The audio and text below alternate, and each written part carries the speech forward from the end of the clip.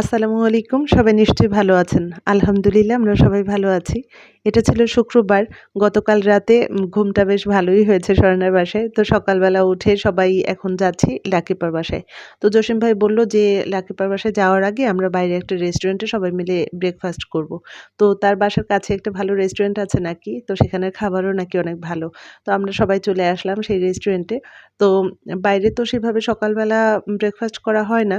তো বাইরের আর কি রেস্টুরেন্টের যেকোনো খাবারই তো ভালো লাগে। আর সকালবেলা যদি ব্রেকফাস্ট করা হয় তাহলে তো কথাই নেই। তো আজকে সকালে ব্রেকফাস্টে ছিল নান রুটি, তারপর একটা সবজি ছিল, ডাল ছিল, তারপরে ছিল চিকেন স্যুপ, আর ছিল হচ্ছে কলিজা ভুনা, তারপরে হালুয়া, আর সবশেষে এই যে গরম, গরম চা।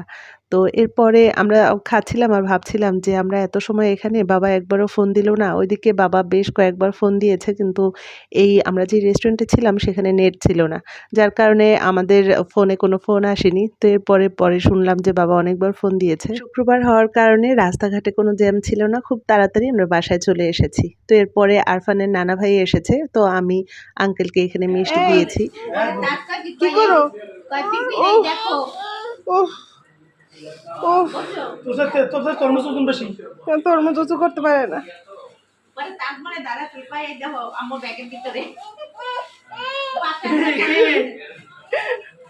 না নাও নাও,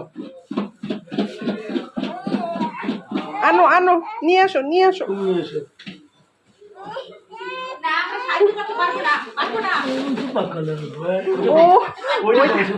ওইটা খুলবে,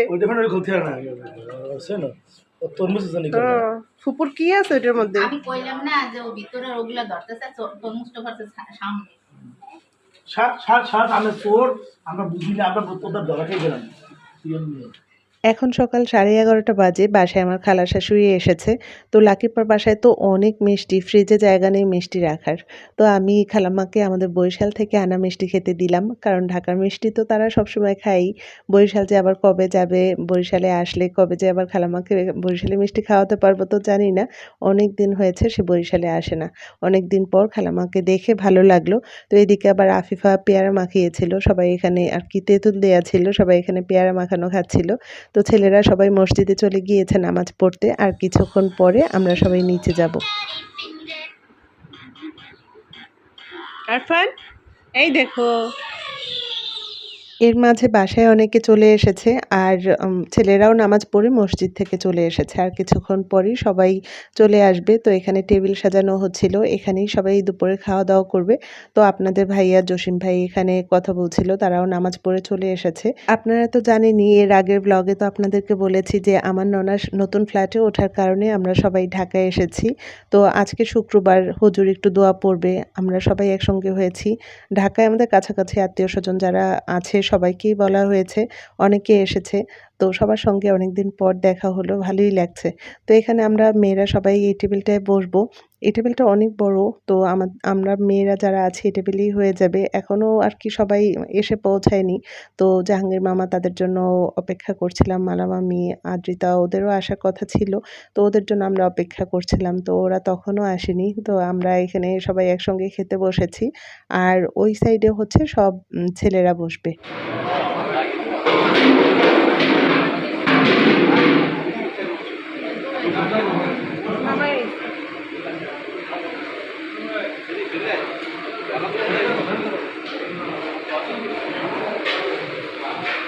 বাবা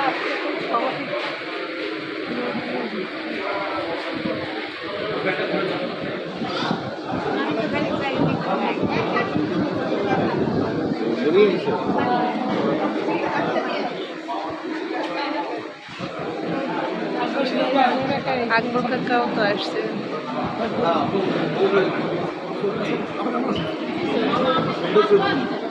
আগেই গেলাম নামাজ পড়ছি মেইন রোডে, তোমার নামাজ মেইন রোডে রয়ে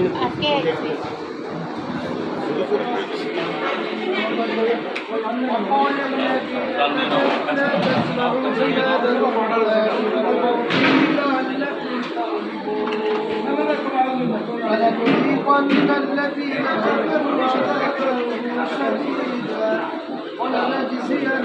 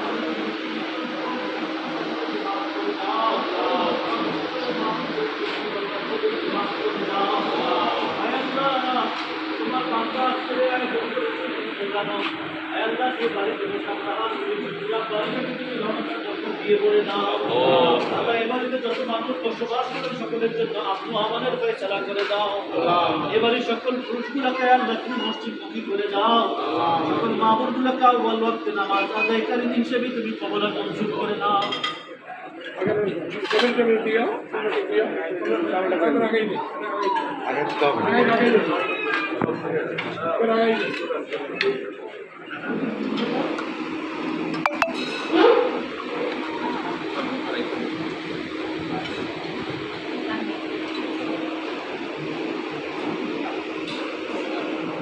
বাজে আর কাপড় মাছ গুণা করছে।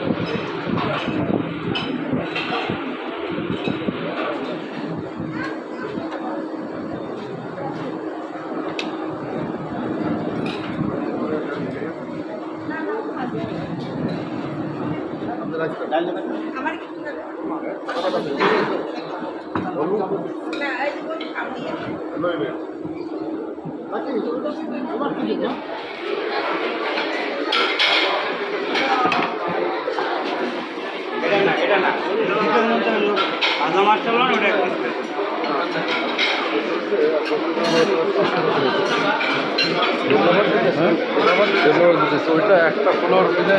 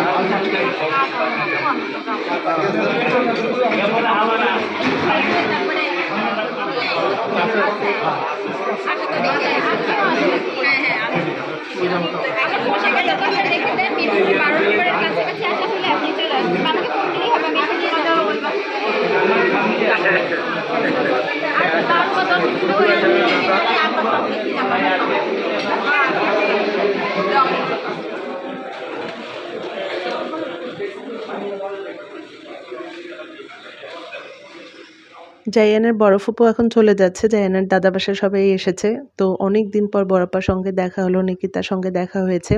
তো বড়াপ্পা একটু অসুস্থ, যার কারণে সে তাড়াতাড়ি চলে যাচ্ছে। অনেক সময় আর কি খাওয়া দাওয়ার পরে নিচে বসে একটু গল্প করলাম আমরা। তারপরে আপা আর বাসায় গেল না, বললো এখান থেকেই বিদায় নিয়ে নিই। তো আজকে এই প্রোগ্রামের সব কিছু আমার শ্বশুরই করেছে। আপনারা দেখেছেন আমরা যখন বরিশাল থেকে এসেছি আমাদের সঙ্গে বাবুর্চি এসেছিল। আমাদের বরিশালের বাসার প্রায় রান্নাই সেই করে থাকে। তো আজকে যেহেতু অনেক মানুষজন, তো সবাই তো দুপুরবেলা খাওয়া দাওয়া করবে, তো যার কারণে বাবুর্চিকে নিয়ে আসা। খাওয়া দাওয়া শেষে অনেকেই তো চলে গিয়েছে, আমরাও উপরে চলে এসেছি। জাহাঙ্গীর মামার একটু দেরি করেছে, তো তারাও এখন চলে যাচ্ছে। আগামী দিন লাকিপার ঘর অনেক ফাঁকা হয়ে যাবে, কারণ বরিশাল থেকে আমরা যারা এসেছি আগামী দিন চলে যাব। আগামী দিন আমার চাচা শ্বশুররা যাবে গাড়িতে, আমরা যাব লঞ্চে। আপনাদের ভাই একবার গাড়িতে করতে চেয়েছিল টিকিট, কিন্তু আমি নিষেধ করেছি, আমার গাড়িতে ভয় লাগে, তো লঞ্চেই মনে হয় যেন শান্তি। তো এবার তো আসলামও গাড়িতে, বলি যে লঞ্চেই যাই। তো আগামী দিন আমাদের লঞ্চের টিকিট করা হয়ে গেছে, প্রিন্স আওলাদে সম্ভবত টিকিটটা কেটেছে। আসরের নামাজ পড়ে এসে খালু এখানে চা খাচ্ছে। তারা হয়তো সন্ধ্যার আগেই বাসায় চলে যাবে, মনে পূজাবে সন্ধ্যার পরে। আগে তো খালাম্মা খালু বরিশালে আসতো, কিন্তু এখন অনেক দিন হয়েছে বরিশালে আসে না। দুজনেরই বয়স হয়েছে, বিভিন্ন রোগ তাদের মধ্যে, পায়ে ব্যথা, যার কারণে কোথাও ইচ্ছে থাকলেও যেতে চায় না। তো এরপরে আবার যে কবে তাদের সঙ্গে দেখা হবে আর কি, ঢাকা আসলে হয়তো আবারও দেখা হবে। আর কিছুক্ষণ পর আমরা সবাই মিলে সাদেক ঘুরতে গিয়েছিলাম, সেগুলো আর আজকের ভিডিওতে দেব না, তাহলে আজকের ভিডিওটা অনেক বড় হয়ে যাবে। আজকে তাহলে এখানেই রাখছি, আবার কথা হবে অন্য কোনো দিন অন্য কোনো ব্লগে। সে পর্যন্ত আপনারা সবাই ভালো থাকবেন। খোদা হাফেজ।